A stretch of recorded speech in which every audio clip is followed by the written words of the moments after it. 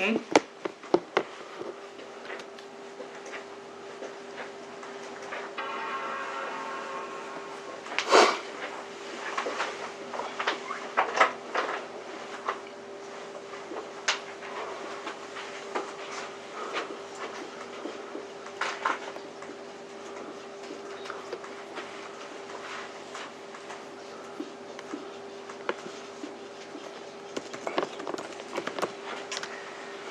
So, international human rights do not directly create obligations for individuals.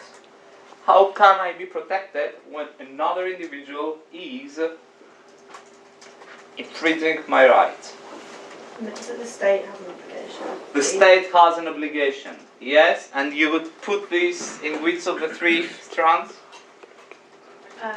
To Protection. So what the covenant explains is that you cannot directly hold accountable at the international level another individual, but the state has an obligation to protect you from the conduct of other individuals. One of the dimensions, protection is something broader. It is not limited to what we call indirect horizontal effect. So it is not a direct horizontal effect, as the covenant says. First of all, why we call it horizontal effect? Any ideas? It's against private entities. It is against private entities which are On the same footing. on the same footing. Yeah. As opposed to the state, where the relationship is vertical. Okay. So the covenant says there is no direct protection from direct horizontality in the effects produced by the covenant. However, you can indirectly be protected, indirect horizontal effect. Why? How? Because the state has obligations to protect you from the contact of other individuals. And I was telling you that protection is something broader, and that indirect horizontal effect, protection from other individuals, is only one aspect of it. Clear? Yes? We will see why it is broader later on today. Rita, can you just explain what is meant exactly by indirect horizontal effect? So, indirect horizontal effect means the following. You have a private corporation, okay, which operates a mine. This mine is affecting your right to home, to family, to health, to food, etc., because polluting the environment, because of etc., etc. Okay. Under domestic law, you might be allowed to sue that corporation. But in terms of international law, human rights do not bind corporations. Sometimes they bind, for instance, war crimes, etc. To a very limited extent, individuals have human rights obligations. Not generally speaking. Okay, so because in terms of international law, you cannot directly make a claim against an individual, and because international law is state-centric, the idea is that you go back to the state and you ask it to protect you. The state has, we will see what this means in more detail today, but mainly has two types of obligations. The one is respect, negative, okay?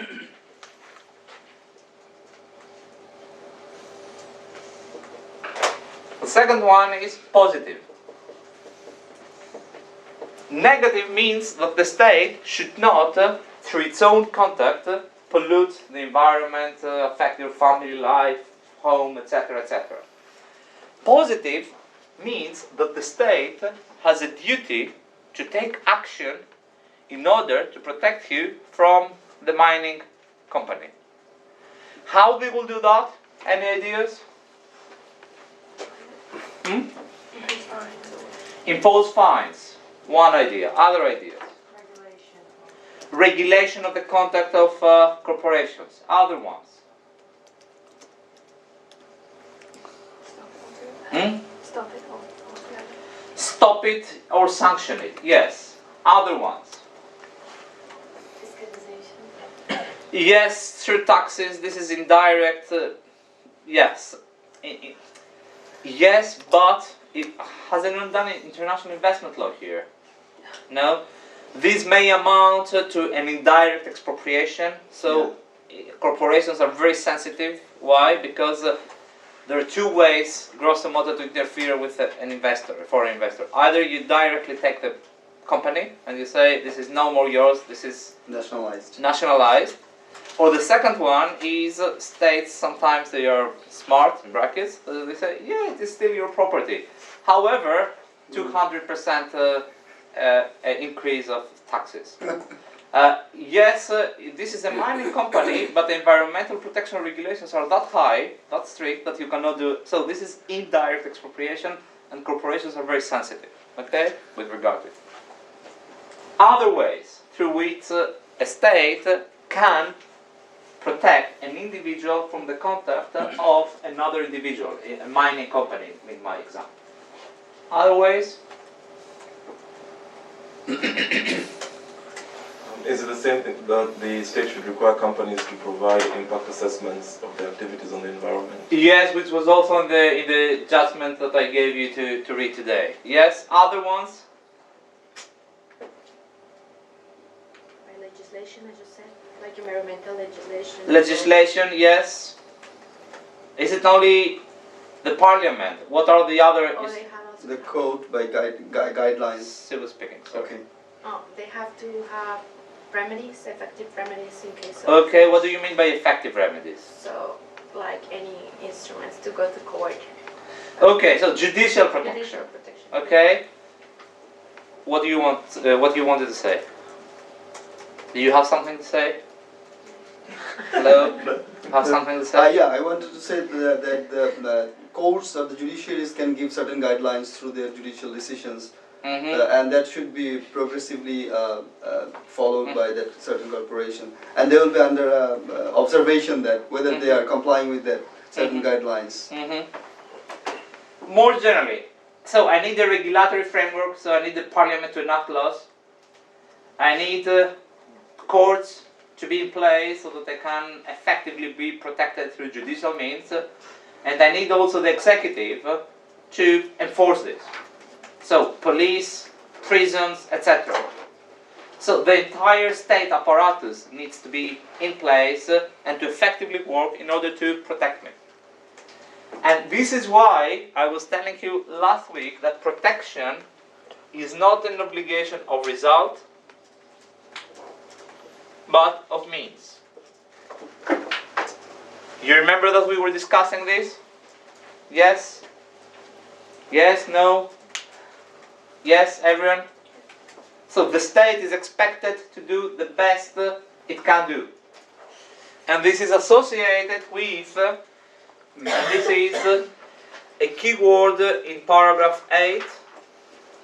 I'm reading. There may be circumstances in which a failure to ensure covenant rights as required by Article 2 would give rise to violation by state parties of those rights as a result of state parties permitting or failing to take appropriate measures or to exercise due diligence to prevent, punish, investigate, and redress, etc. So, this is associated with a principle called due diligence. You have something similar in domestic law called duty of care. Okay? Due diligence is a fundamental principle of public international law, and those of you, did you receive the essay questions? Yes? Yes? I Fine? didn't. Check your mails. I didn't get it. I Okay. sent an email to Joshua. Okay. Yeah. If you did not receive it, just send me an email and I'll forward you the questions. But one is on respect, protection, and fulfillment. Due diligence is the core for protection. So make sure that you duly research due diligence. Okay?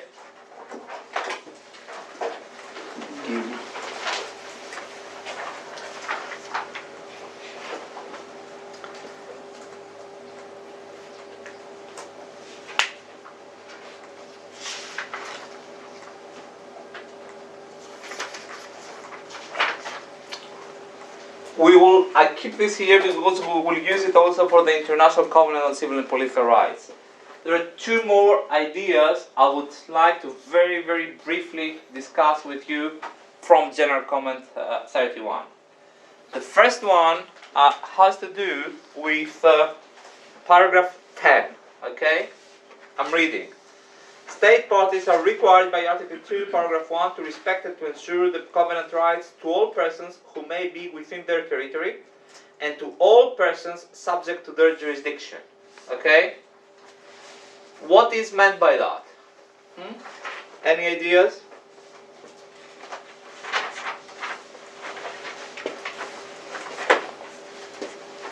Rights for international citizens, from other states, I should say. Remotely connected, yes. This is remotely connected. This is more connected for reasons that I fail to understand. For me, it should be in both cases. In the Covenant on Socioeconomic Rights, where it explicitly, Article 2, refers to international cooperation. Okay? But this is a consequence of that, or this is the next step. There is something before this. What is meant by saying that states need to protect, respect and protect human rights primarily in their territory, and then more generally for any person who is under their jurisdiction? Does it speak to non-discrimination? No. Again, in socioeconomic rights, it is again associated with non-discrimination, but not here. For example, in the case of conflict, if, for example, like this is one of the examples, that for example, if a state during a conflict has a jurisdiction outside like the borders of the state, then they have to. Okay. It's more like humanitarian law. Yes, and this is the very next paragraph in the general comment where it says what is the relationship between humanitarian law and human rights. But what you say apply more generally, more broadly, even outside. Occupation is the most common example, but it applies more generally, and I'll give you examples. So, just to open a parenthesis here, there is another question. I did not plan to discuss this with you, but since it is mentioned, have you ever done humanitarian law? Some of you, semester 1? Yeah, so humanitarian law is the law that regulates conflicts, use of force. It is, in a sense, it includes human rights while states are either international or in a domestic conflict. And there is a big question as to what is the interrelationship between this body of law and human rights. Okay? Because this body of law regulates specifically human rights in wartime, whereas this applies both in peace and in wartime. Sometimes there might be conflict. Sometimes human rights might require a higher standard. Okay? And there is a big discussion, a big debate. This is also a good topic for a dissertation. There is a lot of literature and not lots of good answers as to the interrelationship between human rights and humanitarian law. Okay? And the Covenant says the one is lex specialis. Other people say they complement each other, systemic integration, there are theories there. I will not bother you with this. Making a step back. What is meant, this was an example, this is what you gave was simply an example, it's something more broader. But think of a state whose agents operate overseas, not necessarily in wartime, okay? Do they have a duty to respect human rights? They are outside their territory, yes or no? Are we talking about non-self-governing and trust territories? Not necessarily. Not necessarily. Because if these are not governed, so they are administered by the United Nations, it's more complicated. But Osama bin Laden, where he was killed? Where was he killed? Pakistan. Pakistan. Okay. By whom? Navy SEALs, US. By US. big question mark. Was it wartime or not? This is, is humanitarian law applicable or not? Imagine it is not applicable. It is only human rights. It's illegal. Did the US break human rights? Yes or no? Yes. The rest of you? They killed someone Another territory. in another territory. Is this a human... Did they break international human rights law? Yes. According to them, Bin Laden was unarmed. To the people around him were armed. So this is why I said imagine humanitarian law doesn't apply, okay? Because if he was armed and he was, then it's different rules. Imagine humanitarian law is excluded. Can we say they broke the right to life? This is what I'm asking. Do they have a duty to respect human rights outside their territory? Forget Osama bin Laden. James Bond. Have you ever watched the James Bond movie? Once or twice. Once or twice, yeah. He goes all over the world and he kills, he has a permission to kill, okay? This is an agent of it's a movie, but imagine this was an agent of the United Kingdom, okay? So this is directly attributable to the United Kingdom. Did the United Kingdom break its international human rights obligations, yes or no? Huh? Yes. Yes? Yes. Yes? All of you? Yes. Yes? Yes. Mm-hmm. Yes? Yes? I have a question. But then paragraph 10 says that that state has to have effective control of how that the United Kingdom has. Mm-hmm. Yeah, Do you- but if this is a spy, of course it's governed by the military. But if this is a spy, so it's governed by the Queen, the government, whatever. So it has an effect. Semester 1, okay? In order for a state to be responsible, you need to meet two requirements. One is attribution. This is clearly attributable to the United Kingdom because this is an organ, an agent of the United Kingdom. And second, you need to have a breach. In order to have a breach, you must have acted against an international legal obligation. The question is whether human rights obligations extend extraterritorially. And yes or no? You said yes, I know. Anyone saying no? I mean, unless I understand what they mean by effective power and control, then I'll also say no. Mm-hmm. The answer is provided here, and they say, what is the logic?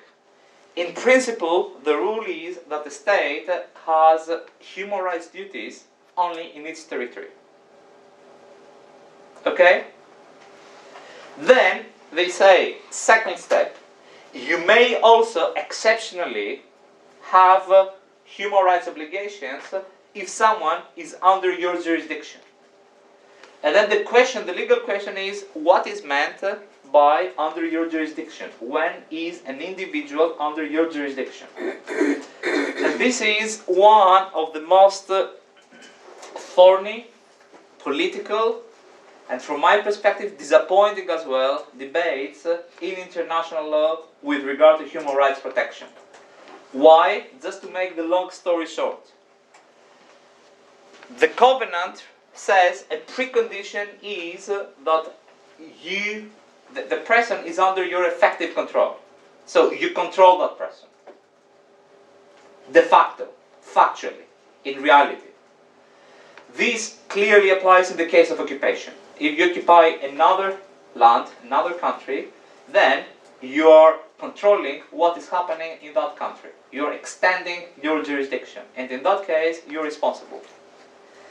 However, there are several circumstances, like the James Bond scenario, where a state is not exercising effective control. You're not controlling, you simply kill. In that case, the threshold is, the criterion is that you exercise effective control. If you do not exercise effective control, then you do not have human rights obligations extraterritorially. Why I'm saying that this is thorny and why I'm saying that this is disappointing? Well, this was not always the case. This stems from a standard established by the European Court of Human Rights in a case called Bankovic, which involves NATO bombing Serbia. They sued NATO member states, and the state said, well, this is outside our territory. We can do whatever we want. And the European Court of Human Rights said, well, you're responsible only if you exercise effective control. Bottom line, bombing another country does not equate to human rights violations. Occupying another country equates to human rights violation. Why it is disappointing? Double standards. Okay? If you are in the UK, your right to life will be respected. If you are in Serbia or in Iraq and the UK is bombing you, then no human rights protection. Okay? Say even except if I am a citizen of UK, then extraterritorial principle or the protection of the own nationals in other territory. It's a paradox, I guess. Just to answer this, jurisdiction in international law is established on the basis of territory, but then on other bases as well, nationality, passive and active, the perpetrator and the victim. There is something called universal jurisdiction, leave it aside. There is something called active, nationality, we already covered it. There's something else called protection principle. Yeah, that's right. So, money forgery. If someone is doing this, and this affects the British economy, even if they do it outside the territory of the UK should have... So, I'm saying that it is disappointing because traditionally in international law you have a number of bases activating jurisdiction, but in human rights they set all this aside and they say territory, otherwise effective control. And this has been created by the European Court of Human Rights for very political reasons. They wanted to maintain the regional character, so they didn't want it to apply in Iraq or Australia. And then there was a spillover effect, and this has been, according to my opinion, uncritically adopted by the United Nations, although this is meant to be a universal covenant that applies all over the world. But I'm just... you wanted to say something and then I'll close this parenthesis. No, I just wanted to answer your question that, for example, I'm not a citizen of this country. I'm under the jurisdiction of Poland. But like, if like someone here breaches my human rights, I don't think with Poland will. I think it's like I'm under the jurisdiction of the UK in this case.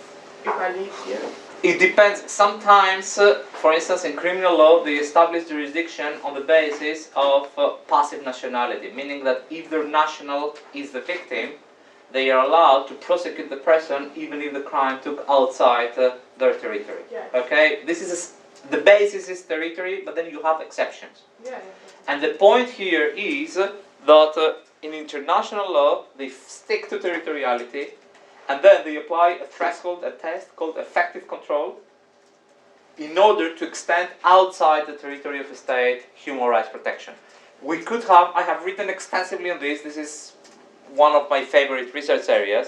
We could have a seminar on it that I thought that it is not a good idea because there are other more important and basic things to cover, okay? But yeah, I mean, we could have an entire seminar on extraterritoriality. Just to give you another example, just to see, there are straightforward cases, okay? So bombing another country should, according to my understanding, fall under human rights protection. But let me give you another example to see how this is not always very clear, okay? Do you drink coffee? I've seen a couple of you in Starbucks, Nero one day. So, do you all drink coffee? Yes? Okay. Where is this coffee coming from? Starbucks. Yeah, Tesco. Where is this coffee coming from? The land which grows Another coffee. country? Yeah, give me examples. America. Colombia, okay? Brazil. Brazil. Do you think that this coffee is always fair trade coffee? Sorry? Absolutely not. Absolutely not. It's not. Which means that this coffee might be produced by people who are working under conditions which do not respect minimum human rights in terms of labor standards, health, safety, etc., etc. Okay? No direct horizontal effect. So let's bring the state into it. Okay? Imagine you are a public institution. Okay? So a police station. Through procurement, you buy a coffee machine, one of those that you put the coin and you get a cup of really bad quality coffee. Okay? Do you think that as a state you have a duty to protect the human rights of Brazilians or migrants or refugees who are working in coffee plants or whatever this is called in Brazil? Yes or no? This is a question of extraterritorial application of human rights protection. Yes or no? What do you think? I think it's more about moral than. Everything is. I was watching a movie about the chocolate Mhm. in Africa. Mhm. It's very difficult to go there and to solve the problem because there are many children working. You can simply enough say, I will not buy chocolate unless if it meets certain standards. And this way, you're not contributing to this, and you're giving some incentives to those countries to have better standards. But the problem is fiscalized. You go there and check if it's like I saw. They go and they speak to the government, and the government say no, it's not happening anything here. Yeah, this is a matter of evidence. This is something different. But again, I don't think that it's mainly the state that import like coffee or tea. It's usually especially private companies. This is the one that import coffee, they import chocolate. This is the one that they buy chocolate from other. so this is a company producing coffee. Sometimes Oh. even like not even public companies, they are strictly private. So like they're just Yeah. private So this is a private company producing bananas, strawberries, coffee. Okay? And they do not respect human rights. So people are working like slaves there. This is the worker. The worker's rights are breached by another individual, by another corporation, by a corporation. As we discussed earlier, no direct effect. Under international law, you cannot say that the corporation is responsible for a breach of human rights. However, you have an indirect horizontal effect, which means you turn towards the state and you say, you have a duty to protect me from the conduct of the corporation. Which means that the state has a duty to establish standards for labor, for safety, for health, for payment, for etc., etc., that are compatible with human rights. Fine? Yes? The first state that has this duty is the state on the territory of which this is happening. So, if we take the example of Colombia, the Colombian state has the duty to do this. Everything would be absolutely fine if we didn't have a transnational or a global effect. Why? Because this corporation is taking the coffee and is exporting it to the United Kingdom. Which means that the British state, I said this just to make it easier, but so forget individuals, in the British police station, which is British state, the UK, is buying coffee from a human rights violator. And the question here is, this is another state. This state is linked with the situation territorially. It is on its territory, so it has a duty. If that state is negligent, is not doing its job correctly, do other states have a duty to offer protection? This is the question of extraterritoriality. If yes, when? Under which conditions? The effective control criterion is I don't exercise effective control, so this is not my business. So I can continue drinking coffee, exploiting other human beings, etc., etc. This is what the effective control threshold is doing. You have another opinion which says effective control, let's discard it. It's artificial, it is created by a regional court for its own reasons. And let's, because Colombia for X reasons is negligent, corruption, poverty, not having the necessary means, not being aware of the problem, let's go to the UK, which is a developed country, and which can offer protection. So the first question is, if there is a duty. The second question is, when there is a duty. Effective control or not. Third question, whose duty is it? That corporation is exporting to a big number of countries. Are they all? And if they all have a duty, then how do we coordinate this? This is where international cooperation comes into action. The point that you made earlier. Okay? And then, how you offer protection? This is not in your territory. What can you do? You cannot enforce your laws in another country. This is a matter of sovereignty. This is their country. This is their legal system. You have cases where so it was not for coffee, but it was for oil industry, okay? Those people, they traveled to the Netherlands, and you had an NGO that sued them there. And said, you know something? We are consuming this oil which is coming from, it's the product of human rights violation. You are now in the Netherlands, you will be sued for this. But if you do this, then you have a question. The problem here is that you have a big number of countries exercising parallel jurisdiction. And the second problem here is that one country is exercising its jurisdiction in reality over another country. So, sovereign equality. You see what I mean? So, I'm closing the... Any other comments on this? Is it the same thing when, so overriding sovereign equality can unwilling or unable be an exception to that? Is it applicable? The unwilling and unable is a doctrine that applies in a number of areas or questions of international law, including R2P. Who was telling me? Yeah, R2P, yeah. So this is a doctrine that says, yes, I will respect your sovereignty, but if you're unable or unwilling to protect human rights, protect the environment, cultural heritage, etc., then I will jump into the situation. And there are questions about the lawfulness of action. It clearly raises questions of extraterritoriality. And another issue is that this is not a doctrine that has yet found its place in positive international law. It is very influential. Why? Because of this type of scenarios. It is accepted by a big number of scholars. There is a lot of noise around it, but we are still pushing it to become positive international law. Okay?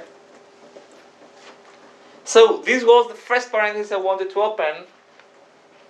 Again, I'm repeating, this is a huge topic. We could have an entire seminar on extraterritoriality. But keep in mind that international human rights protection primarily, and this is the principle, applies in the territory of the state. And then exceptionally, this can be expanded outside the territory of the state when effective control criterion, this is what the official position is. For me, it is mistaken from A to Z. I can give you my paper, no one will read it, so I'm not doing this. A very small and stupid question. If it is working within the territory, why it is international law? I mean, why it is international human rights law? Because international law, so this has to do with the internationalization of human rights. Initially, human rights were simply not a matter of domestic law, the state and the individual. It was a contract between individuals and the state that you will not abuse your power. After World War II, we said, okay, this model is not working. It did not manage to prevent the Holocaust, etc. So let's internationalize it. So states started creating between them treaties and rules and promising in between each other that they will respect the human rights of the individual. And this is why in the covenant, were you here last week? No. Sorry. No, we said that human rights, international human rights obligations are owed vis-à-vis individuals, but also vis-à-vis other states. Only the individual is a beneficiary, benefits from it, but the obligation is owed towards both individuals and states. And because this is a common interest, the beneficiary is the individual, international human rights obligations are obligations owed erga omnes, and this means collective enforcement, Article 48 of the ILC norms, for those of you who did the seminar, semester 1 seminar on public international law. Second parenthesis. We will discuss this in more detail in week 11. Paragraph 12. I'm reading. Moreover, the Article 2 obligation requiring that state parties respect and ensure the covenant rights for all persons in their territory and all persons under their control entails an obligation not to extradite, deport, expel, or otherwise remove a person from their territory where there are substantial grounds for believing that there is a real risk of irreparable harm, such as the contemplated by Articles life and torture. Okay? This is the so-called principle of non-refoulement. It comes from refugee law. The logic is that I will not send you back. Pushback. Yeah. And this has been expanded now to human rights, and it is, I would even call it a universal standard, meaning that a state cannot export, return, extradite, expel, etc., an individual to a country where that person risks suffering human rights violations, especially life and ill treatment. I just wanted to flag this up and tell you that this is connected with non-refoulement, and this is something we will discuss in much more detail in week 11. How did you write that? Non-refoulement. Non-refoulement. I think it's a French word. Mm-hmm.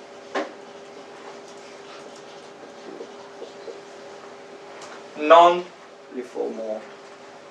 Okay?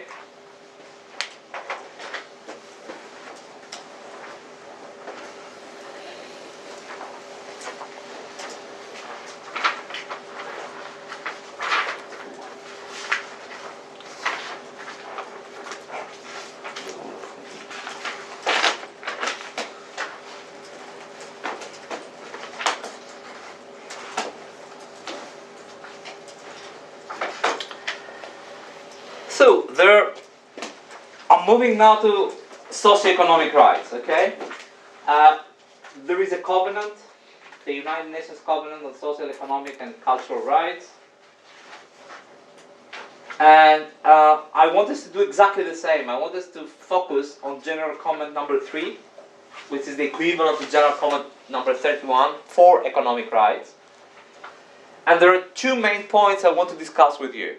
And then after discussing these 2 points, I want us to go and see this in the context of the right to water. Okay? Before that, general framework. What is this covenant? What is the institutional apparatus?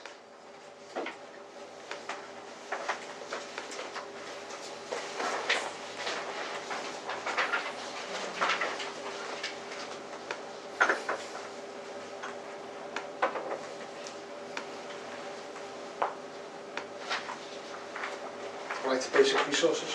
Hmm? Right to basic resources. What is the International Covenant on Socioeconomic Rights?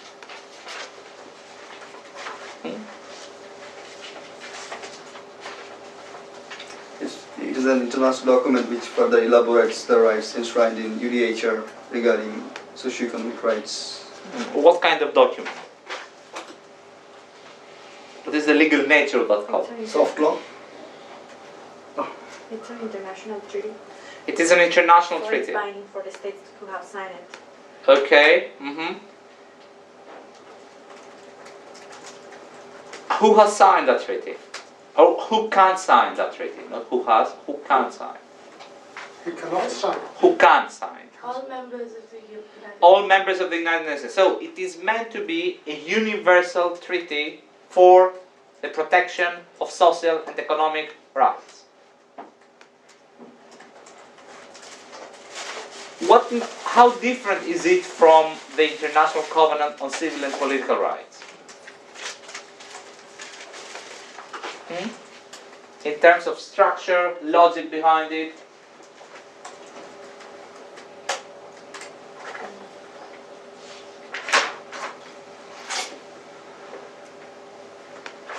Can you say that they're more positive rights? Let's start with similarities. Whether it is, I see your point. The answer is no. Why? Because both covenants are analyzed through this triptych classification, okay? Originally, civil and political rights were associated with this negative dimension, and socioeconomic with positive. The state would need to give. But then we established that all human rights can be analyzed through respect, protection, fulfillment. So, but yes, originally this was a difference. Let's focus on similarities. The state, obligations on the state to protect these rights as well. Before that, more general characteristics. They both derive from the Universal Declaration of Human Rights and hence. They both derive from the Universal Declaration of Human Rights, which is a soft law instrument. Okay, so World War II, we established the UN. We say let's internationalize human rights. They first started with a soft law instrument which contained both civil and political and socio-economic rights. And then they said, okay, let's make these legally binding. Let's turn it into a convention. And this is where things became difficult. Why? Because for states it is very easy to say big words, yeah, let's protect human rights, they are inalienable, and all that kind of thing. And then when they are to commit, this is where things get serious. And you had this split between the Western world that prioritized liberty, democracy in a sense, and socialist regime, the socialist regime which prioritized social welfare, etc. Okay?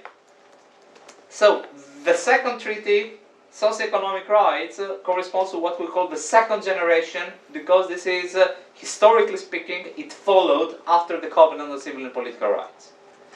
The structure of both covenants is the same, the logic is the same, and they have both a committee, the Committee on Civil and Political Rights and the Committee on Socioeconomic Rights, that monitors. Okay? Do you know what is the difference on the way these two committees have been established? Who established those two committees?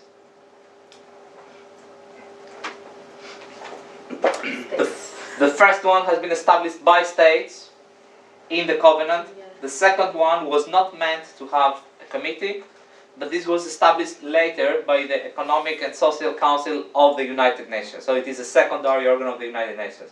But practically speaking, they do exactly the same job. So you have one committee monitoring its main human rights treaty of the United Nations. We will see this pattern in other treaties that we will be discussing as well. What are the main functions and powers of that committee? The same as the ICCPR. Can someone give me the 3-4 main bullet points? To receive communication from individuals that feel in violation. Okay, so of the state. communications means applications, means complaints by individuals, yes? Also communications between states. Between states, initially it was states, and then in both covenants they signed an additional protocol to expand these to individuals.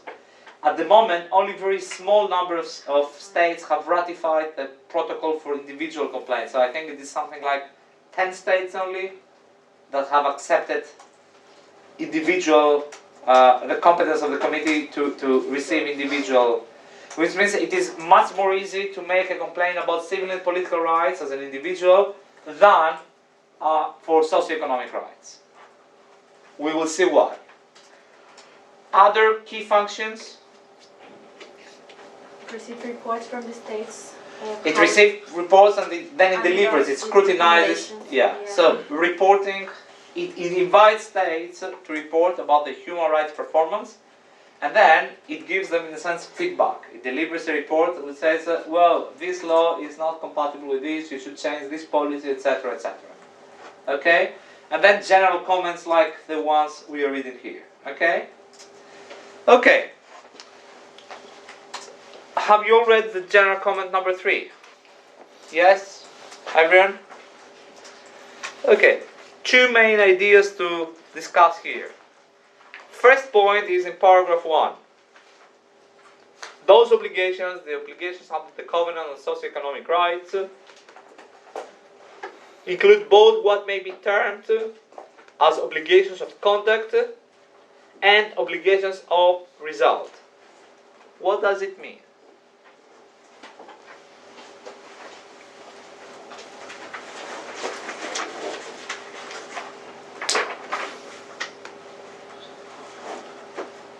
The effect of both act and omission on the part of the state.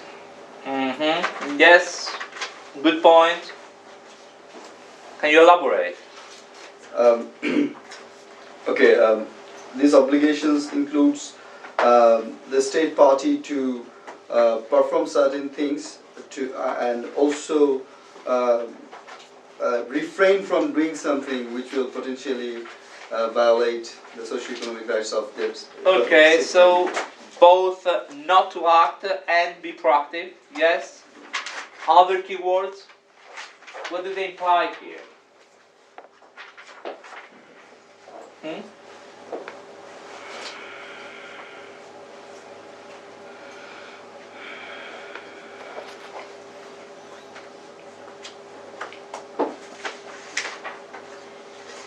What do they imply?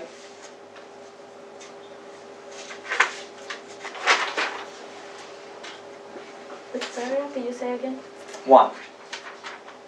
Says that the covenant creates obligations of conduct and obligations of result. What do they mean here?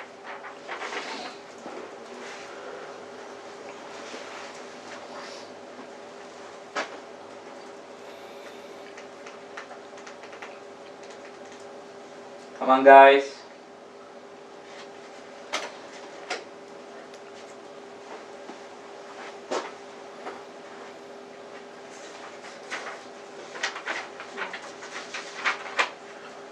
Could it mean that the obligation of conduct makes reference to the steps that the state is supposed to take towards the fulfillment of a certain right, and then obligation of result as the final realization of that?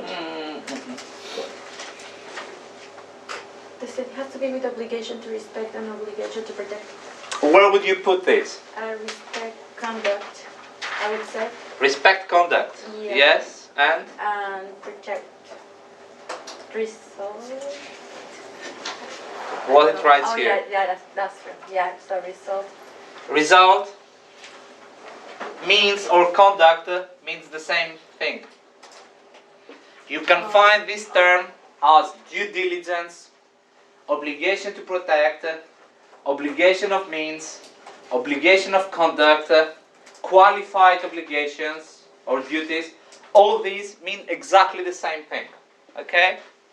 So the committee says, do not think that because you're talking about social rights, it's all about protection and the state being proactive and offering and giving, etc. Okay?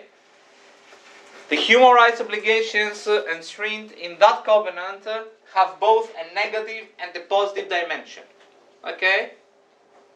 Are both obligations to respect and obligations to protect. And this goes back to what I keep trying to explain to you since seminar number 3, I think, that originally we had this idea. You remember the French flag? Liberty, equality, solidarity. Liberty is associated with civil and political rights. I'm free to establish a political party, to vote, to associate with other people, to speak. okay, to etc. etc. Whereas equality means that the state should give me food, water, education, health protection, etc. etc. And the point here is that this is an old way of classifying human rights. All human rights, irrespective of whether they are civil and political or socio-economic, they develop effects under respect, protection, and fulfillment. Clear? Yes? Yes. Where is fulfillment in the general comment? Number 3. Can you identify parts in the comment that discuss about fulfillment?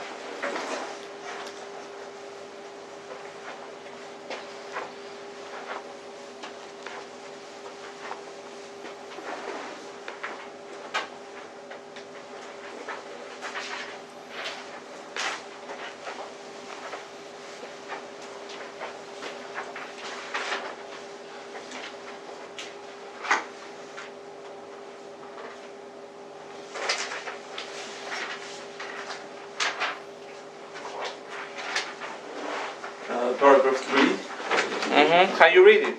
The means which should be used in order to satisfy the obligation to take steps as stated in Article 2.1 to be all appropriate means, including particularly the adoption of legislative measures.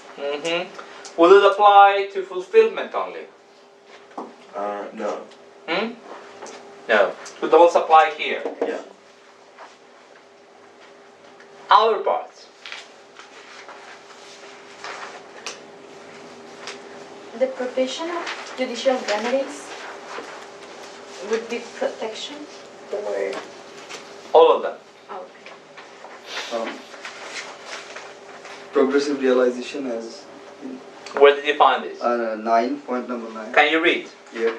The principal obligation of results reflected in Article 2.1 is to take steps with a view to achieving progressively the full realization of rights recognized in the Covenant. The term progressive realization is often used to describe the intent of this phrase. The concept of progressive realization constitutes a recognition of the fact that full realization of all economic, social and cultural rights will generally not be able to be achieved in a short period of time. In this sense, the obligation differs significantly from the contained in Article 2 of the International Covenant on Civil and Political Rights, which embodies an immediate obligation to respect and ensure all of the relevant rights. Nevertheless, the fact that realization over time, or in other words, progressively, is foreseen under the Covenant should not be misinterpreted as depriving the obligation of all meaningful content. Stop. Here. What the Covenant says is that yes, all human rights are inalienable and the same, and they all can be analyzed in negative and positive terms. But I understand that social rights are different from political rights. And because it might not always be possible to fully realize them, we need progressive realization. Progressive realization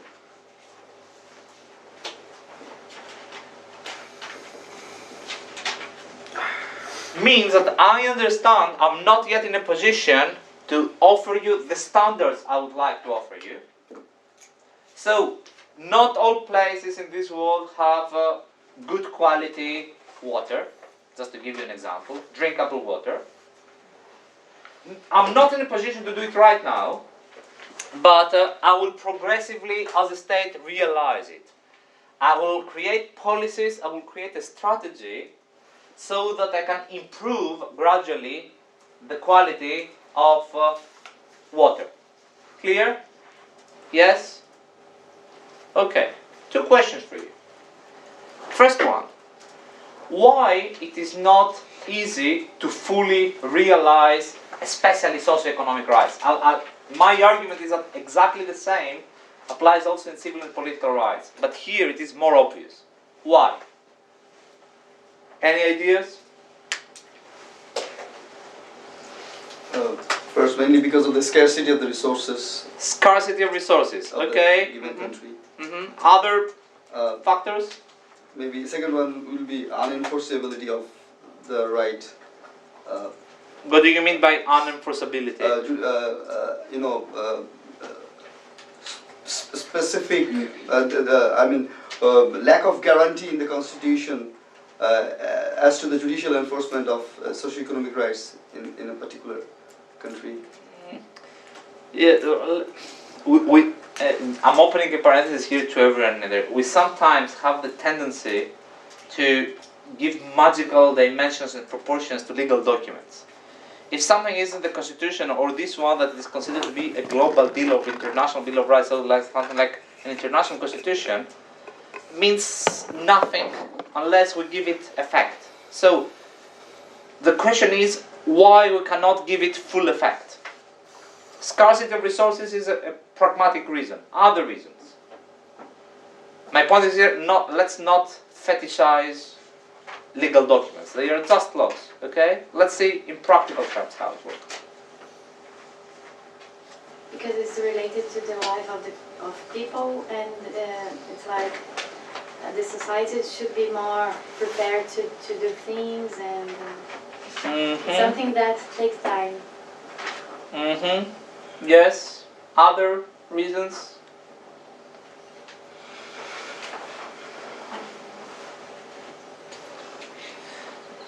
Imagine of a very poor state. Okay? Can it offer good quality education to everyone? Yes or no? No. Are they breaking international human rights protection? Yes or no? We need first to prepare professor to teach them, so it takes time. Do you think they are breaking international law? No, they're not. No. Everyone? So imagine a school, a state that does not provide primary school facility services. Is that state breaking international law? Depends. But primary school, it's Yes. mandatory, right? It's mandatory. It's In breaking, theory. I guess. Do you think that higher education is mandatory? Free higher education? No, not mandatory. If it is an obligation for it to be free. Yes or no? No? What do you think? I think it is. It is. I'm sure I've read that it is. It's an obligation to provide free standard. Did you read the covenant? Yeah, in the covenant say there's not. In the covenant, okay, who has the covenant with him or her? Very brief summary. The summary of the covenant. Yeah. It's in Article 13. Can you read Article 13? Oh, yeah, it's quite long. Yeah?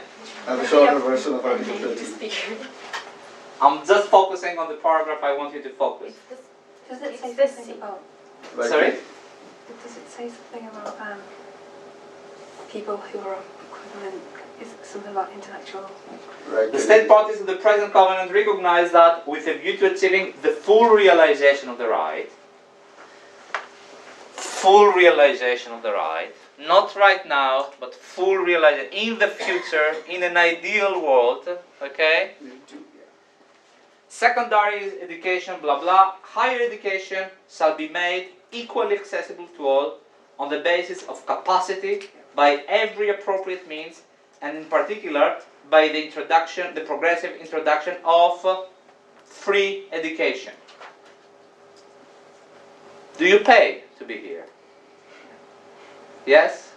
Thank you for paying. I really appreciate it. Is this incompatible with the Covenant on Socioeconomic Rights?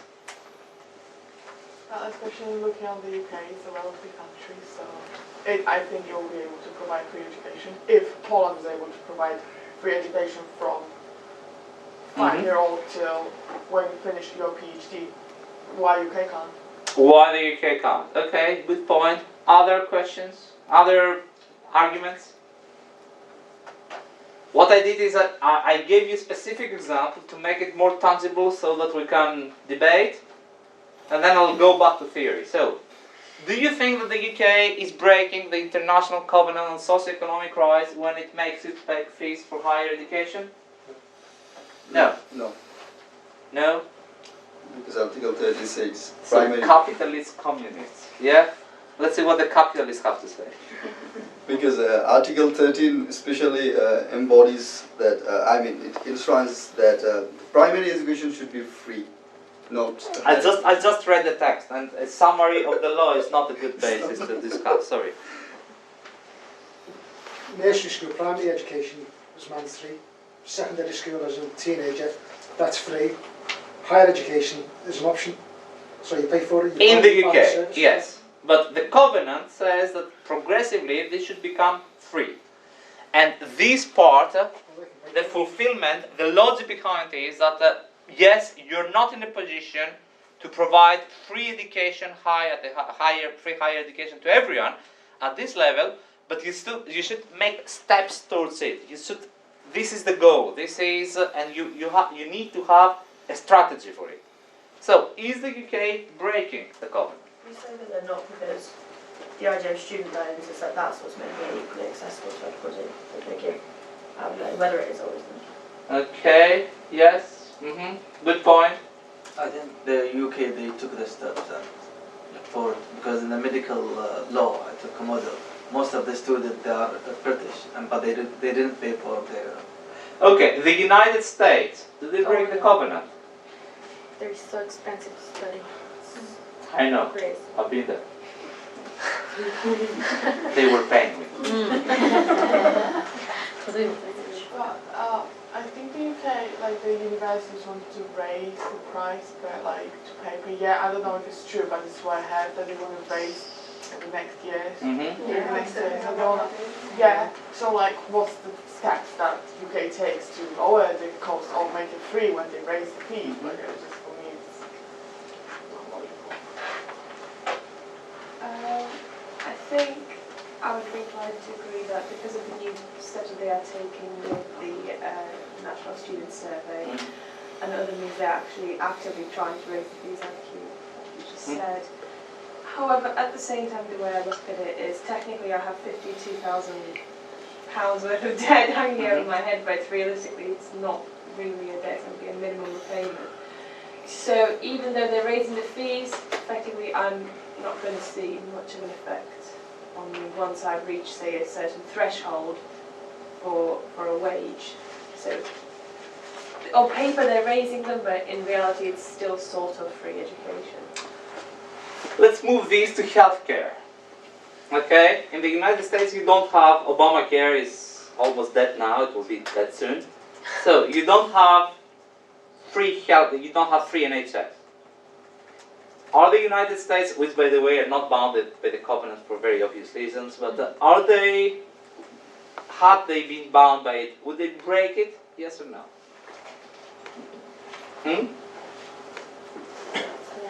But the Covenant also puts a disclaimer and says that that there is the present Covenant to achieve the full realization. So in the UK, the state hasn't achieved the full realization of the right to education or the right to health, and that is it willing to achieve it? Is it moving towards that direction?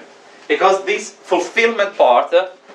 So for you to understand the logic behind it, the logic is yes, in an ideal world, you should be here. You are here, and we recognize that there might be very good reasons why you're here. Because you don't have the means, because this costs money. Because this takes time to educate people, to prepare for school facilities, etc., etc. However, you have a duty to to take steps so that you progressively, in an ideal world, when we will all be dead, that this happens, okay? So, do you think that... Sorry, I interrupted you, sorry. No. Oh, yeah, no, I was, it's not feasible that it can happen. When you put in economics, there's no way that the UK can provide free primary, high school, secondary, or university education to every single person. It can't provide. Definitely yes. If they don't spend money on invading Iraq, for instance, they can't. But then you're opening it up to every other citizen in the world. So that does that then mean that it can provide to every single person in the UK, whether or not they are citizen? Not every single, but British citizens, for instance. Oh yeah, then it's possible for that to happen. So are they breaking the law? It's only progressive realization. They will claim they're progressively realizing it. So I don't think they're breaking the law at all. Okay, progressive realization. And it says here is free, isn't it? Yes? Do you all have a GP? Yes? Do you all have a GP? Well, apparently I need a comprehensive sickness cover, as it turned out, given the recent sort of, with the permanent residents who's here, not British. So apparently, even though I've lived there for 8 years, I'm meant to have a comprehensive sickness insurance, even though Okay, apparently let's focus on British. For which reason? Extraterritoriality. No, we are in the territory here, but this is a huge question as to who should benefit from this. Migrants, refugees, right? But imagine a British citizen. Do you all have free NHS? It's not all free, like dentists. It is. Okay, to what extent it is? Can you give me an example of something that you would pay for? A dentist appointment. Dental appointment. Okay. The rest of it, where are the standards of protection? Are they here or there? What do you think? I don't know what you mean. I mean, we are moving towards an ideal situation where we would offer perfect standards of healthcare. Do you think we're close to it or not? No. No. Next question. We live in a big city, okay? Imagine people who do not in a city. Imagine people who do not live in a city and they have to travel to go to a big hospital. Could we say that they are not receiving equal treatment as you? Yes or no? No. Why? Why aren't they? Because they have to travel. Because they have to travel, and because for you, there is a really high quality scanner machine, last type of technology, etc., which is available here, and you can access it with no problem. But someone who lives in another area, they don't have access to it. So should they be given in their area the same standards? Yes or no? Yes. Yes? Do you all agree? Just if it's possible. If it is possible. Yeah, it's reasonable. If it's like, if there are enough people there. If there are enough people there, machine. etc. Yeah. So my point here is that this progressive realization in reality has no content. You can constantly improve, okay? Even in this country that we have, a good healthcare system, etc., there are complaints about NHS, delays, etc., not having the apparatus, etc., etc. So this is a non-end, there is no end in that effort. Next question. Who decides about this? Should this, and this is a legal question, should this be actionable? Can I go before a court and say, you know something? You're breaking the right to treat your citizens equally. Why? Because this public school in my neighborhood has a big yard with X facilities, and the other school over there doesn't have the same standards. Because the residents of Liverpool have a big hospital, whereas the residents of Hull have a smaller hospital. And people in Hull have to travel to Leeds, So they pay money, accommodation, hotel, etc., etc., whereas people in Liverpool do not have to do that. Is this actionable? That's a proportionality, isn't it? You know, the size of the city, the amount of citizens in one For city. proportionality, I need, It's yes, smaller. okay, yes, so what? So if there's 250,000 citizens in Liverpool and 100,000 in Hull, then... 400 here, 250 in Hull. So- Well, I used to live in Hull as well, it was pretty small then. But the thing is, it's how much capital, how much revenue is that city bringing, and can it reinvest it in their own city to be able to buy the latest scanners? So should we benefit on the basis of what we contribute? Well, they can't afford it. If there's not enough there, it's proportionality. So it's like in that region, you will have Leeds, and Okay. people will travel to Leeds for the So those resources. equality depends on the money I pay. If I pay more, I get more. If you pay less, you get less. Equality has a value.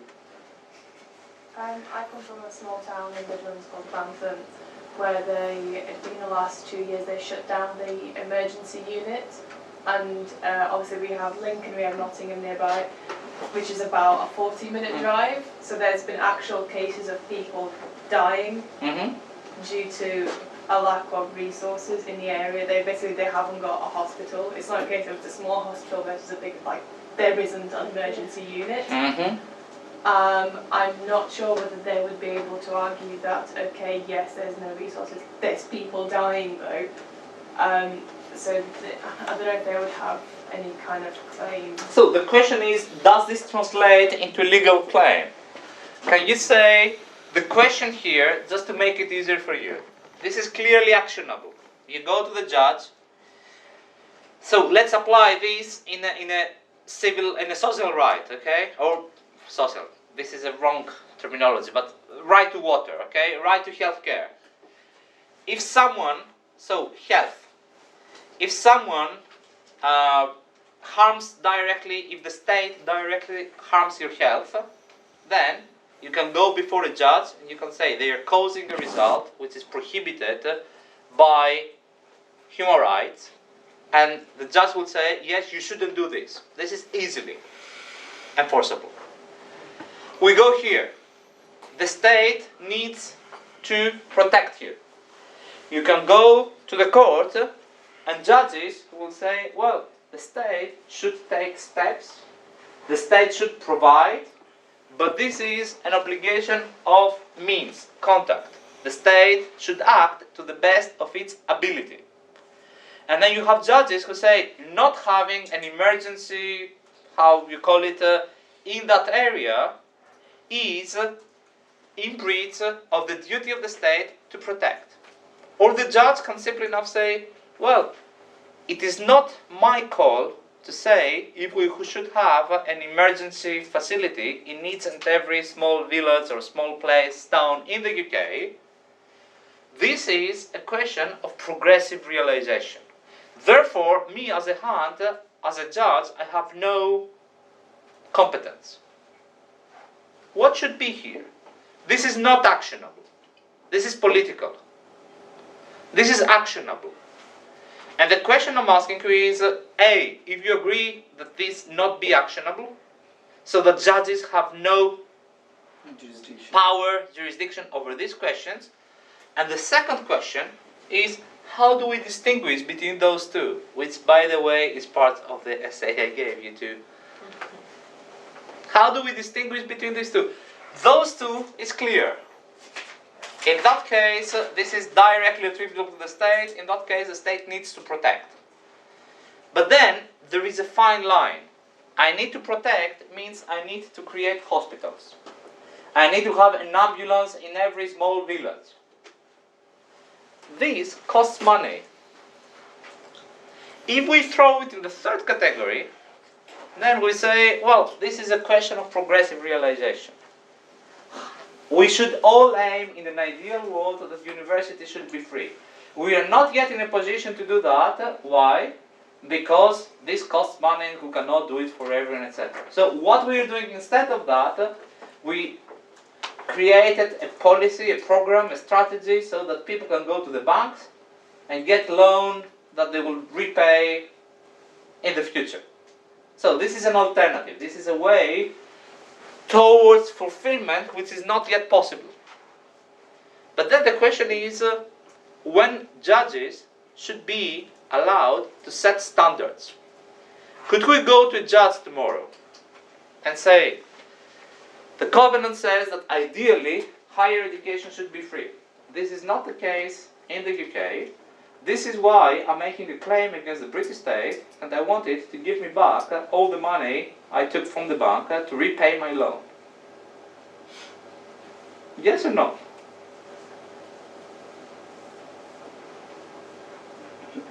And if yes, technically speaking, yes, we can of course do it. Do you think that judges should set those standards? Yes or no? No, capitalist. Yeah, that's what's happening in Latin America. Economic, social, and cultural rights are actually more enforceable, I think, in some point in Latin America than in Europe. By judges? Yeah, by judges. So it's a court, it's Inter-American Court, and also the national courts who are doing this. And like in Mexico, for example, we have a special collective action.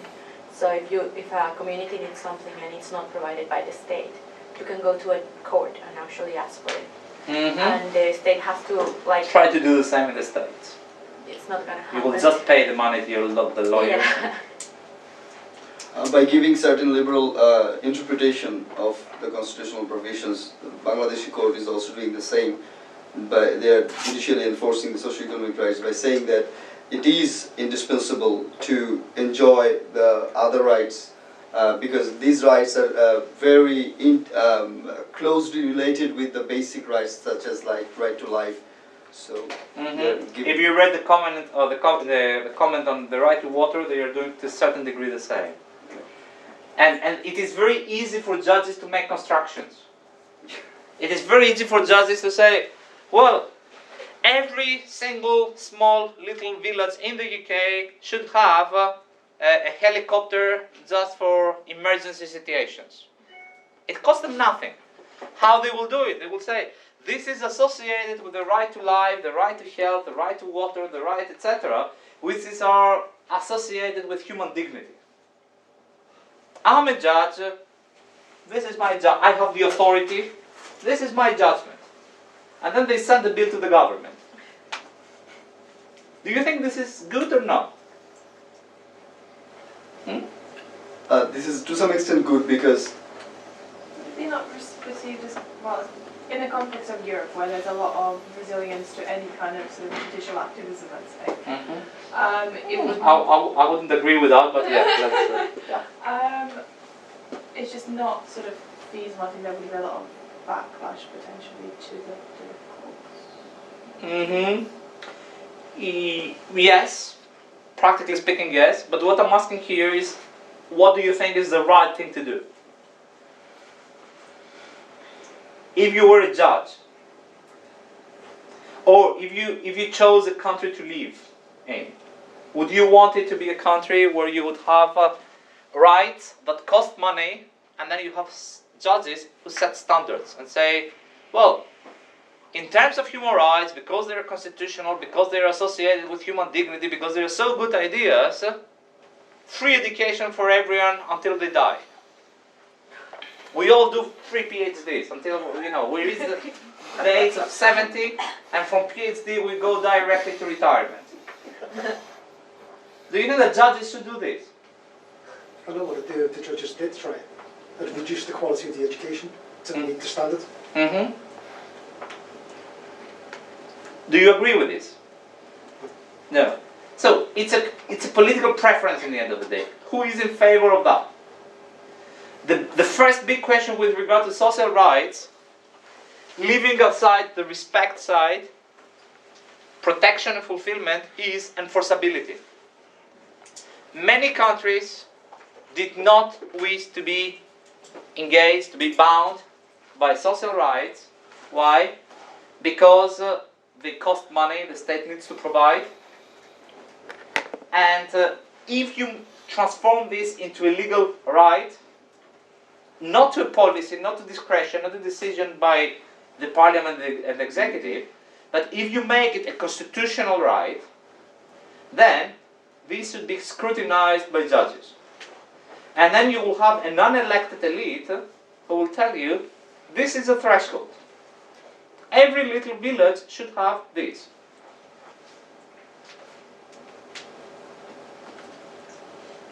I'll give you next week a judgment by the European Court of... Is it? Yeah, next week. I'll give you a judgment by the European Court of Human Rights. I already gave it to you, but we didn't have the time to discuss it. Where the European Court of Human Rights says, each and every refugee, asylum seeker who enters in Europe should have shelter for free. Why? Human rights, dignity, right to life. It's always easy to make a construction. Who pays for it? The state. Who pays the state? Citizens. Okay. Money which is given for X purpose. Okay. Don't get me wrong. I understand refugees. They will die without shelter. Okay. But if we allow judges to set the standard, set the threshold, then the money that they allocate to a social group is money which is underspent for another group. Which means that all human rights that cost money are in a situation of a latent conflict. So, do you want to have free healthcare? Yeah. Yes. Free education? If you had to choose only one of the two, what would you choose? Healthcare. Who should decide about this? Would you want a judge to decide, or you? Citizens. Citizens. How? Referendum or? I just said referendum. Okay. Apart from a referendum? Parliament. Huh? Parliament. Parliament. Elections. So, the fulfillment, not the fulfillment, wrong terminology. Compliance with human rights, and this applies both to socio-economic and political. When we enter this field, this costs money. Big question mark, who has the legitimacy and the authority in a democracy, in a liberal democracy, to set those standards? And third question, this is progressive realization. This is non-actionable. This is political. What are the criteria for deciding what falls into this and what falls here? If we put it in this box, then we acknowledge the power of judges to set standards. If we put it in this box, then we say, judges, you make a step back. This is a political decision.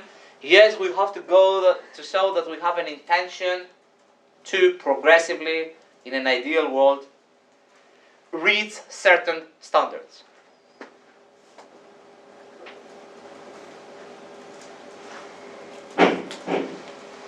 But I feel like we're also assuming that in all of these states, the government will already have taken certain steps to realize that right, and that the courts or the judicial capacities will sort of be aware of that, but then not be conscious of the money implications of it. But there are also certain states where the courts are the only avenue that can enforce that, taking steps to realize it.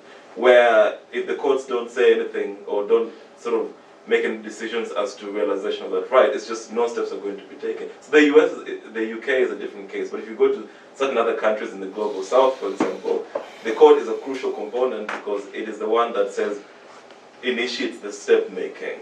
So in that area it's completely necessary. So I would say that I would distinguish it probably within the global south north and the global south, and that the functions of the court in those cases are different. This is a very good point in the sense that there is no one-size-fits-all logic that can apply here. Why? Because on the one hand, these are indeed preconditions for us, for our well-being. Okay.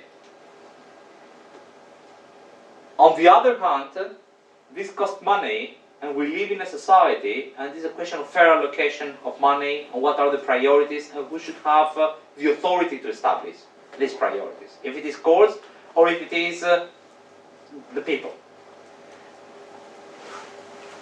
And there are situations where you might say that, so we establish a principle, and we are all in favor of liberal economies, and we don't want judges to interfere with these questions, etc., etc. But then if you take those people and you bring them, you know, in a village in a developing country, and they see people dying because they don't have drinkable water, they will say, no, you know something, this is not acceptable. We should set a threshold. We should set a limit, and we should go against the democracy, what is the will of many people, etc. Why? Because this is indeed associated with human dignity. Because you cannot let people die because of starvation or dehydration. The question here is that if you establish this rule, and as a matter of principle, you give the power to judges to set the standard, then there is no end in this power. And my point here is that a judge can set the threshold here and say, you know something, minimum requirement is that there is water which is not killing you, that you can drink it and you can survive. But you have judges who can say, you know something, you cannot privatize water suppliers. Why? Because water is a public good and it is against human dignity, etc. So ideally, there is no, in reality, there is no answer to this question. It is only extremes. We have two extremes: absolute judicial activism and non-interference by judges. And then the question is where we set the limits so that we maintain a balance between, in reality, freedom, our freedom to decide how we want public money to be spent, and basic rights associated with our nature of being human beings. Okay? But the point I want to make here is that here things are simple. Either you killed someone or you did not kill someone. When we enter into that field, there is no black or white. It is a continuum. And you have the broader question, which is a political question, and a legal, political philosophy question, I mean, as to who decides about those questions. And the distinction between positive and fulfillment is not clear. The line is blurred. Because if you take everything that is written in the covenant and you try to perform it fully, then you end up with a situation where in reality you don't have economic freedom. In that respect, what is the covenant, the comment saying about the economic dimension of rights? And this was the second main point I wanted us to discuss here.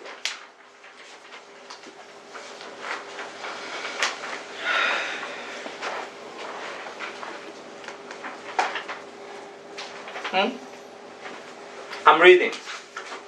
And then you tell me whether you think that what they say here is, in brackets, honest. The committee notes that the undertaking to take steps by all appropriate means, including particularly the adoption of legislative measures, neither requires nor precludes any particular form of government or economic system being used as the vehicle for the steps in question, provided only that it is democratic and that all human rights are thereby respected. Thus, in terms of political and economic systems, the covenant is neutral. Do you think that social rights are neutral? And its principles cannot accurately be described as being predicated exclusively upon the need for or the desirability of a socialist or a capitalist system, or a mixed centrally planned or laissez-faire economy, or upon any other particular approach. In this regard, the committee reaffirms that the rights recognized in the covenant are susceptible of realization within the context of a wide variety of economic and political systems. Which means that the committee says you can achieve complying with the covenant no matter whether you're the Soviet Union when it existed or economy, or Thatcher's liberal economy, or Reagan's liberal economy. What do you think? Is this accurate?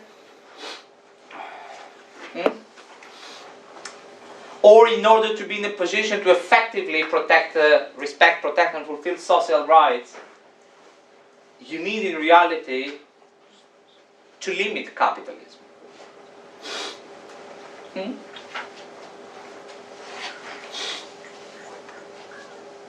Yes or no?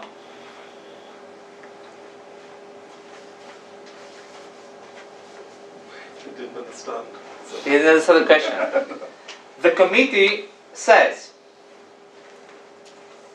don't think that undertaking the obligations under the covenant implies that you should be more socialist or more redistributive in your economy than what you may wish to be. If you want, you can be a fully liberal economy. If you want, you can have a socialist third world approach like redistribution. If you want, you can have a communist, centrally designed economy. It is entirely up to you. All economic models, all economic systems are compatible with the covenant. Do you think this is right or wrong? Or they are not very honest? They're not very honest. They are not very honest. Why? It's just a simple fact that not all economic models are compatible with the covenant. When you have socialist societies where they prioritize certain social and economic rights for everyone, it's going to be a completely different system from a capitalist society where sort of having access to financial resources will give you adequate housing, and not having access to financial resources will give you less than adequate housing. Or where the government prioritizes other aspects of a capitalist society over economic and social rights. So it's not, I don't think it's very honest. Any other answers? And then I have a few announcements to make. So, no. They are wrong. Yeah. Or dishonest, one of the two. Well, yeah. Or both. We will continue next week. We'll take some time discussing this question in more detail next week, because this is the core of social rights, okay? Economic redistribution and who decides if it is judges or not. I invite you for next week to do two things. Read again, if you didn't do it, the general comment on the right to water. Can I have your attention for 2 more minutes, please? So, the first thing I want you to do is to read the comment on the right to water again, having in mind what we discussed today. And especially see what is actionable. They interpret it, they link it with other human rights, they say how important it is, and then they adopt respect, protection, fulfillment, but they also identify some core obligations. So I want you to read it, and first try every time you face a right to say, would it be actionable? Is it the job of judges to do this or not? The second one is, I want you to read it and tell me whether this presupposes a certain economic model. They argue that you don't need to have a particular economic model. Read how they interpret the right to water and try to think if achieving the threshold, the goals they are setting, requires a particular economic model. Okay? This is the first thing I want you to do.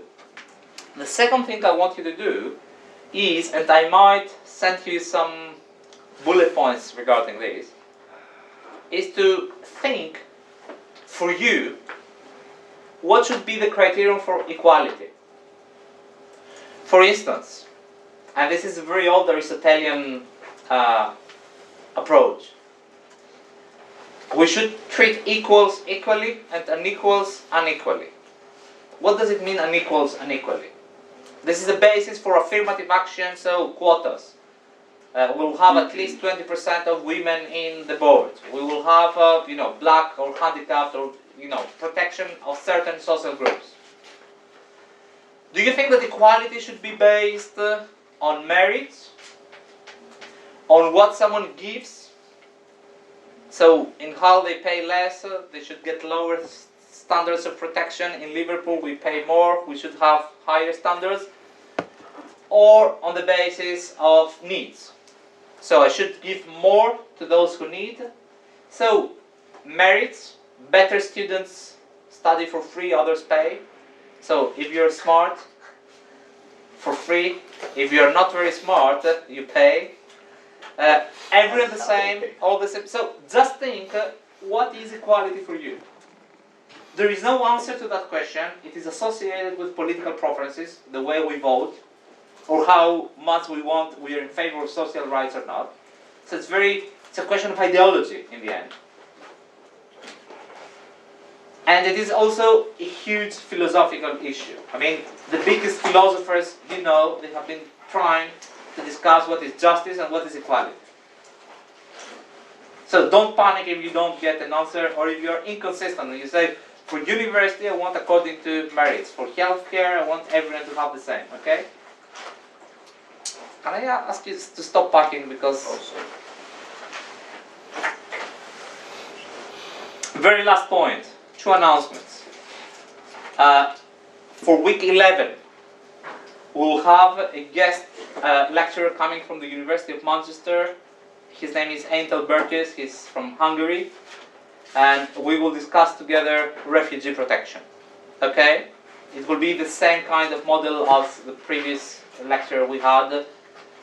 Part of it will be led by me, part of it will be led by him, and we will both give you a reading. Week 12. There is a conflict in my diary with a conference I need to attend in Israel, which means I need to reschedule it. And what I suggest doing is, because we have the long break period of 3 weeks, is that in week 10 we have 2 sessions instead of 1, because you will have 3 weeks and you can prepare for both sessions. So we might have one on Tuesday, as always, and the second one I will need to check with the law school when you are all available, so that I book these. So the week before Easter I will send you 2 reading lists, one for week 10 and one for week 12.